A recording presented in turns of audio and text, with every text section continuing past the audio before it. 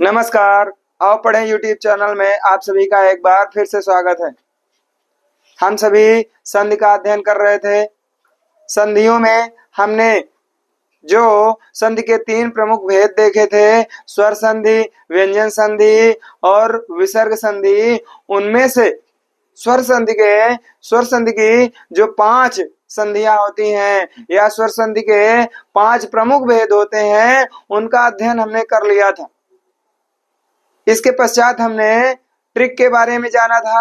हर जगह जैसे आपको दिखता है कि ट्रिक ट्रिक ट्रिक ट्रिक क्या होती है, 2 सेकंड में संधि जानो, 2 सेकंड में जानो, 2 सेकंड में जानो दीर्घ दीर्घ स्वर संधि, 2 सेकंड में जानो यण संधि, 2 सेकंड में जानो गुण संधि। आज उसी ट्रिक को हम फिर से लेकर के आए हैं, हम भी लेकर के आए हैं, और वो कैसे काम करती है, कितनी कारगर है, वो भी हम दिखाएंगे। जी हाँ बच्चों, स्वर संधि में या संधियों में ट्रिक काम करती है, लेकिन 100% काम नहीं करती। 100% काम ट्रिक नहीं करती। अब कैसे करती है, कहाँ पर करती है, तो हमने इससे पहले जो दीर्घ स्वर संधि देखा था, दीर्घ संधि में देखा था, हमने जाना था जहां पर बड़ा आ, बड़ी ई, बड़ा ऊ, और यदि संस्कृत भाषा वाले बच्चे हैं तो बड़ी ऋषि की मात्रा जहां पर होती है वहां दीर्घ संधि होती है। ये उसकी ट्रिक है। आज हम गुण संधि लेकर के आए हैं। गुण संधि में हिंदी भाषा के बच्चों के लिए या हिंदी अध्ययन करने वालों के लिए ट्रिक है, जहां पर ए की मात्रा हो, जहां पर ओ की मात्रा हो, वहां पर गुण संधि होती है। और ये आप बहुत जगह देखे होंगे, जाने होंगे।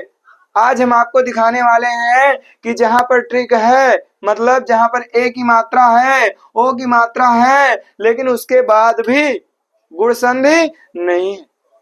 आपको ये बताने वाले तो बहुत सारे मिल जाएंगे कि जहां पर ए की मात्रा हो, जहां पर ओ की मात्रा हो, वहां पर गुण संधि होती है। लेकिन आज हम आपको ये दिखाने वाले हैं कि जहां पर ए की मात्रा है, ओ की मात्रा है, लेकिन फिर भी गुण संधि वहां पर नहीं है।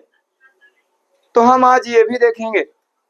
इससे पहले हमने जब संधियों को पढ़ा था, उनके सूत्रों का भी विश्लेषण किया था। आज हमने उनके बारे में भी लिख दिया है। आज जो गुण स्वर संधि है, गुण संधि का जो सूत्र होता है, आज गुणा होता है।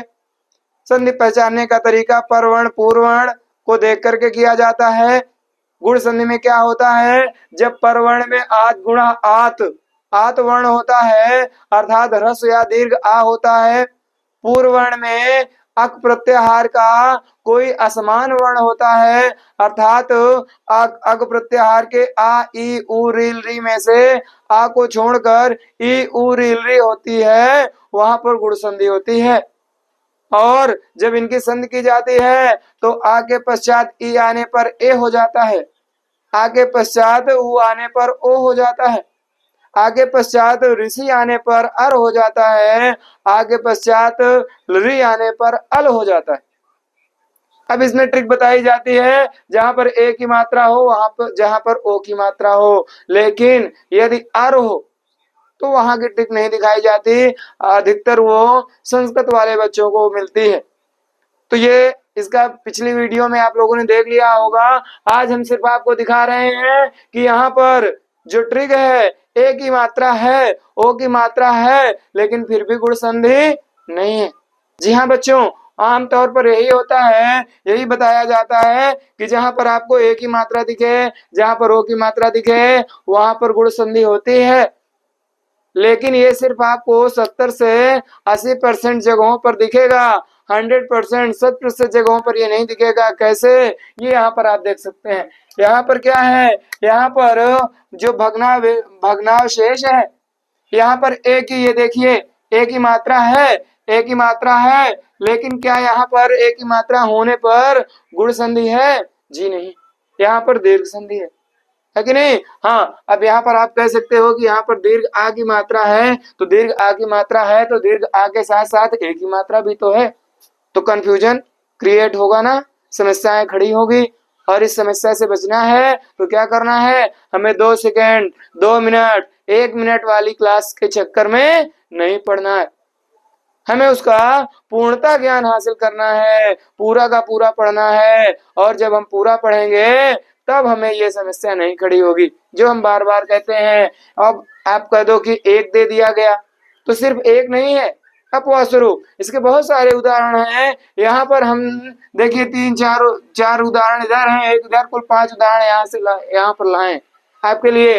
यहाँ पर देखिए, यहाँ पर भी क्या है, एक ही मात्रा है लेकिन गुण संधि नहीं है। यहाँ पर ओ की मात्रा है लेकिन गुण संधि नहीं है। यहाँ पर ए की मात्रा है, गुण संधि नहीं है। ओ की मात्रा है लेकिन गुण संधि नहीं है। इसी प्रकार हम आगे देखते हैं, यहाँ पर देखिए लोकैक्य में ओ की मात्रा है और ट्रिक कहती है कि ए और ओ की मात्रा में गुण संधि होती है, लेकिन यहाँ पर गुण संधि नहीं है बल्कि वृद्धि संधि। इसी प्रकार लोकेश्वर में लो में ला में ओ की मात्रा है लेकिन गुण संधि नहीं है। देवेश्वरम में ए की मात्रा है लेकिन गुण संधि नहीं है। तेजौज में ए की मात्रा है लेकिन गुण संधि नहीं है बल्कि वृद्धि संधि है। इसी प्रकार हम देख रहे हैं गत्यावरोध में ओ की मात्रा है लेकिन यहाँ पर ऋण संधि है। पर्यवेक्षक में ए की मात्रा है, पर्यवेक्षण में ए की मात्रा है। प्रत्यारोप में ओ की मात्रा है।